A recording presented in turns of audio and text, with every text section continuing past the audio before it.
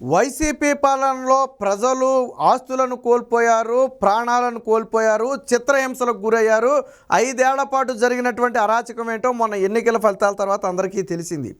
అయితే మరి ఆస్తులు కోల్పోయిన వాళ్ళు ఈరోజు నూతన ప్రభుత్వం ఏర్పడిన తర్వాత ఒక ఆశతో బయటికి రావటం మొదలయ్యారు. మొన్న ఏదైతే మదనపల్లి సబ్ కలెక్టర్ ఆఫీసులో జరిగినటువంటి ఫైర్ యాక్సిడెంట్ తరువాత ఫిర్యాదులు స్వీకరించడానికి రెవెన్యూ శాఖ కార్యదర్శిగా ఉన్నటువంటి సిసోడియా వచ్చారో, అనూహ్యంగా ఊహించని విధంగా వందల సంఖ్యలో ప్రజలు వచ్చి అక్కడ కంప్లైంట్లు అయితే ఇవ్వడం జరిగింది.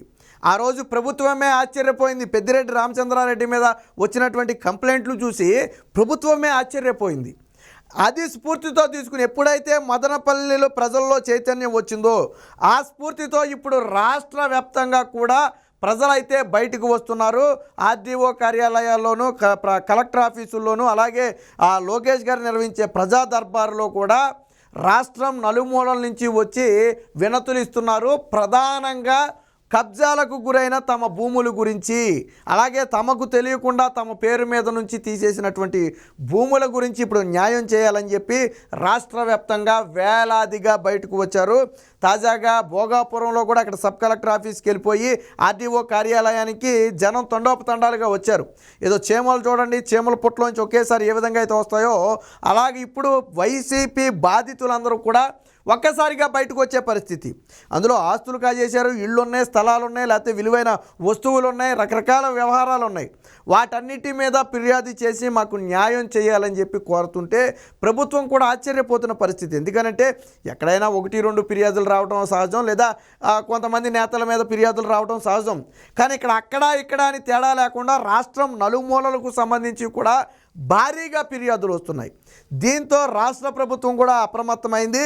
ఖచ్చితంగా ప్రజలు ఏదైతే గత 5 ఏళ్లలో అరాచకాలను అనుభవించారో వారికి ఉపశమనం కల్పించాల్సిన బాధ్యత ఉంది. దీని మీద పూర్తిస్థాయి విచారణ చేసి ఎక్కడికక్కడ ప్రజల సమస్యలను పరిష్కరించడానికి అవసరమైతే ప్రత్యేక యంత్రాంగాన్ని కూడా ఏర్పాటు చేయాలని చెప్పి ప్రభుత్వం భావిస్తున్నట్టుగా తెలుస్తుంది. అంటే జగన్మోహన్ రెడ్డి ఏమో ఆంధ్రాలో ఉండడు, ఆయన ఆల్రెడీ బెంగళూరు బారిపోయాడు.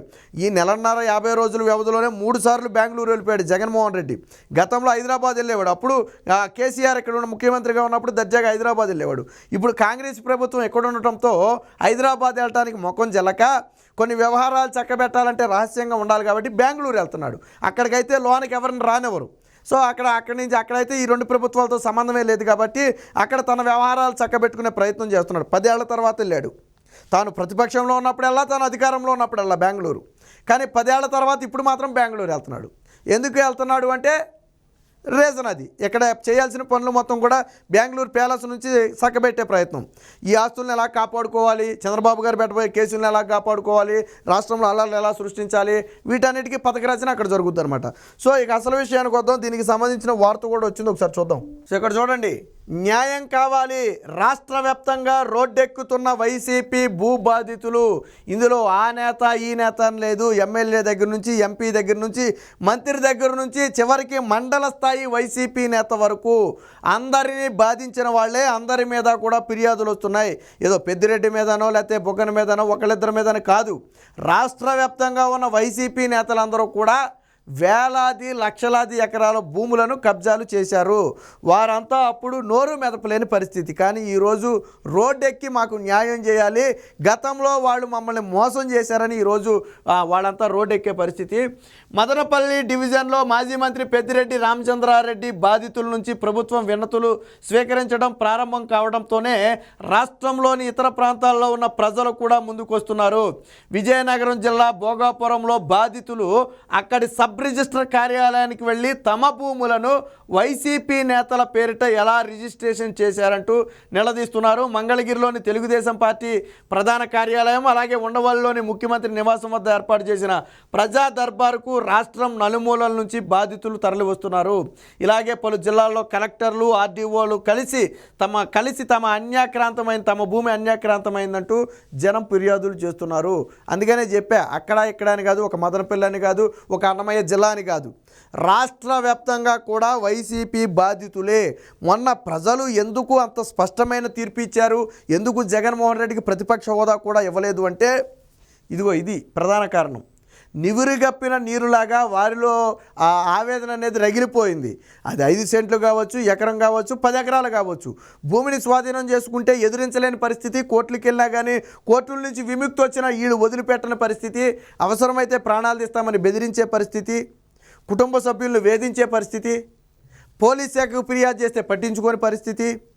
అలాంటి పరిస్థితుల్లో నిస్సహాయులుగా ఉండిపోయారు. మీకు ఎగ్జాంపుల్ గుడివాడలో కూడా కొంతమంది రిటైర్డ్ జర్నలిస్టులు మొత్తానికి ఎవరో ఒక 20 మంది కలిసి కొంత స్థలాన్ని తీసుకున్నారు. వాళ్ళంతా కూడా విభజించుకున్నారు ఇల్లు కట్టుకోవడానికి.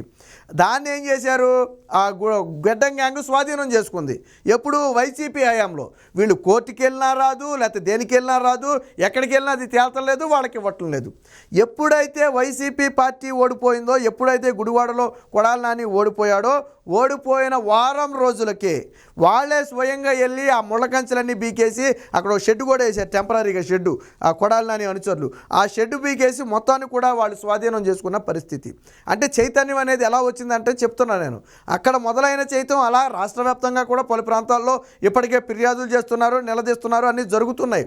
బట్ ఇప్పుడు మదనపల్లి ఇన్సిడెంట్ తరువాత మాత్రం ప్రజల్లో భారీగా చైతన్యం వచ్చింది.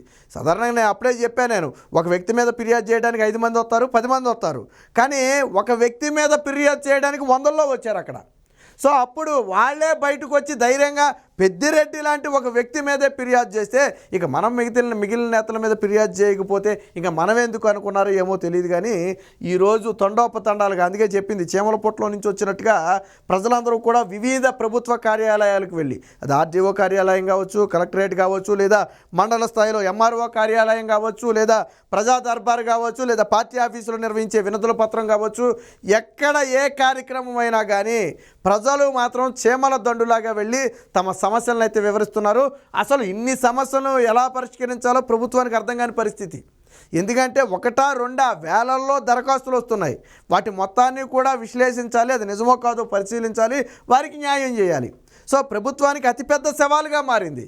కానీ ఖచ్చితంగా చేయాలి. ఎందుకంటే ఇప్పుడు నా భూమి ఉందండి, నా భూమిని వేరొకరు కబ్జా చేసుకుంటే ఖచ్చితంగా అది తప్పే. ఒకవేళ నేను బలహీనుడిని అయ్యుండి అడగలేకపోతే ఇప్పుడు ప్రభుత్వంలో బలం తెచ్చుకుని దాన్ని తిరిగి నేను స్వాధీనం చేసుకోవాలి. దానికి ప్రభుత్వం అండ కావాలి. ఇప్పుడు ప్రజలు కోరుకునేది అదే. ఒకప్పుడు మేము బలహీనులం, ఇప్పుడు ప్రభుత్వమే మాకు అండ, ప్రభుత్వమే మాకు బలం, ప్రభుత్వమే మా భూమిని మాకు తిరిగి ఇప్పించాలి. మరి వాళ్ళు నమ్మి ఓట్లేసింది అందుకే కదా. ఈ ప్రభుత్వం వస్తే పోయిన మన భూమి తిరిగి వస్తుందని ఒక నమ్మకంతోనే వాళ్ళు ఓట్లేశారు. సో ఆ బాధ్యత కూడా ఇప్పుడు కూటమి ప్రభుత్వం మీద ఉంది.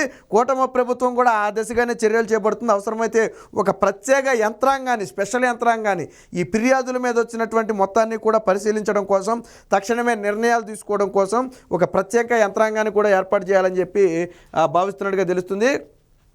సరైన విచారణ జరిగితే కోకొల్లలుగా అక్రమాలు న్యాయం చేయాలంటూ మదనపల్లి సహా అన్ని ప్రాంతాల నుంచి చీమల దండుల జనం బయటకి. భూ అక్రమాలపై సీరియస్గా విచారిస్తారా, చర్యల దాకా పోకుండా మధ్యలోనే ఆపేస్తారా? ప్రభుత్వ స్పందనపైనే బాధితుల ఆశలు. నేడు రెవెన్యూ శాఖపై చంద్రబాబు కీలక సమీక్ష. సో ఇప్పుడు మనం చెప్పుకున్నటువంటి వ్యవహారం అంతా కూడా రెవెన్యూ పరిధిలోకి వచ్చేది. ఈ ల్యాండు, భూమి, ఇవన్నీ కూడా ఆస్తులన్నీ కూడా రెవెన్యూ శాఖ పరిధిలోకి వచ్చేవి. కాబట్టి ఈరోజు రెవెన్యూ శాఖ మీద ఒక కీలక సమీక్ష అయితే ముఖ్యమంత్రి చంద్రబాబు గారు చేయబోతున్నారు. సో ఏ నిర్ణయం తీసుకుంటారు? ఖచ్చితంగా ఫిర్యాదులు ఈ స్థాయిలో వచ్చినప్పుడు ఈ రివ్యూ మీటింగ్లో ప్రధాన అంశం ఈ ఫిర్యాదుల అంశమే ప్రధాన అంశంగా మారుతుంది. ప్రజల నుంచి వేలాదిగా వస్తున్నటువంటి ఈ ఫిర్యాదులను ఏం చేయాలి, దీనికి ఎలాంటి సొల్యూషన్ ఇవ్వాలి అనేదే ప్రధాన ఎజెండా. కాకపోతే ప్రజలు మాత్రం ఒక ఆశలు పెట్టుకున్నారు. ఇన్ని ఫిర్యాదులు వచ్చినాయి కాబట్టి ఏమీ చేయలేమని ప్రభుత్వం చేతులెత్తేద్దా, లేదా దీన్ని ఒక ఛాలెంజ్గా తీసుకుని వారికి న్యాయం చేస్తుంది అనేది ఇప్పుడు ప్రజలు 1000 కళ్ళతో ఎదురు చూస్తున్న పరిస్థితి. ఈరోజు మీటింగ్ సారాంశాన్ని బట్టి మనకి ఏంటనేది అర్థమవుతుంది. అయితే ఖచ్చితంగా ప్రజలకైతే మంచి చేస్తుంది, అందులో ఎటువంటి సందేహం లేదు. అయితే కొద్దిగా ఆలస్యం అవ్వచ్చు. ఇప్పుడు వెంటనే జరగాలి, ఈరోజు ఇచ్చేసి రేపు జరగాలంటే జరగకపోవచ్చు.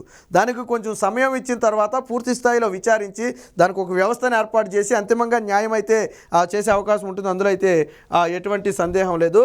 సో ఇక ఇదే సమయంలో సర్కారు చేతికి పెద్దిరెడ్డి గుట్ట అని చెప్పి ఒక వార్త అయితే వచ్చింది.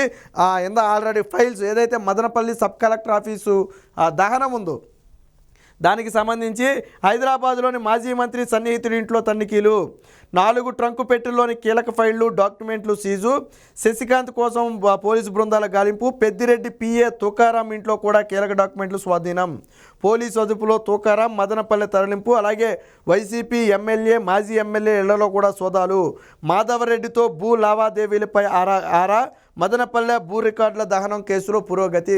మొత్తానికి పోలీస్ శాఖ అయితే ఈ మదనపల్లి సబ్ కలెక్టర్ ఆఫీసు దహనానికి సంబంధించి వేగంగా ముందుకెళ్తున్నట్టు తెలుస్తుంది. ఇప్పటికే మాజీ మంత్రి పెద్దిరెడ్డికి చెందినటువంటి పిఏ తుకారాంను అయితే అదుపులోకి తీసుకోవడమే కాకుండా వాళ్ళ ఇంట్లో కూడా సోదాలు అయితే తెలుస్తుంది.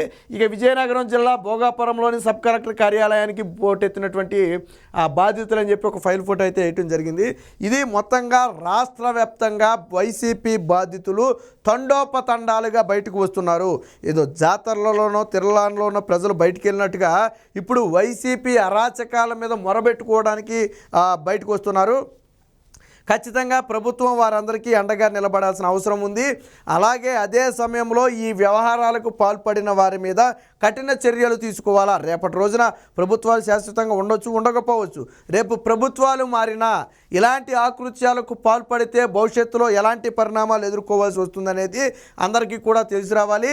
అలాగే ఎవరైతే విచ్చలవిడిగా భూదందాలు చేశారో వారి మీద కఠిన చట్టాల కింద సెక్షన్లు నమోదు చేసి అరెస్టు చేయకపోతే తరువాత మళ్ళీ పార్టీగానే ఏదన్నా అధికారం మారితే మళ్ళీ వాళ్ళది అదే పందా అవుద్ది. జగన్మోహన్ రెడ్డి గారు దీని గురించి మాత్రం నోరు మెదపడు. ఆయన రాష్ట్రంలో జరిగిన దేని గురించి అయినా మాట్లాడతాడు, కానీ ఆయన హయాంలో జరిగిన అవినీతి అక్రమాల గురించి వస్తున్నటువంటి ఫిర్యాదుల గురించి మాత్రం ఆయన నోరు మెదపడు. సో ఇది మొత్తంగా ఆ రాష్ట్ర వ్యాప్తంగా ఉన్న పరిస్థితి. ఖచ్చితంగా చంద్రబాబు గారు వీరందరికీ న్యాయం చేయాలని చెప్పి ఇప్పుడు రాష్ట్ర ప్రజలందరూ కూడా కోరుకునే పరిస్థితి.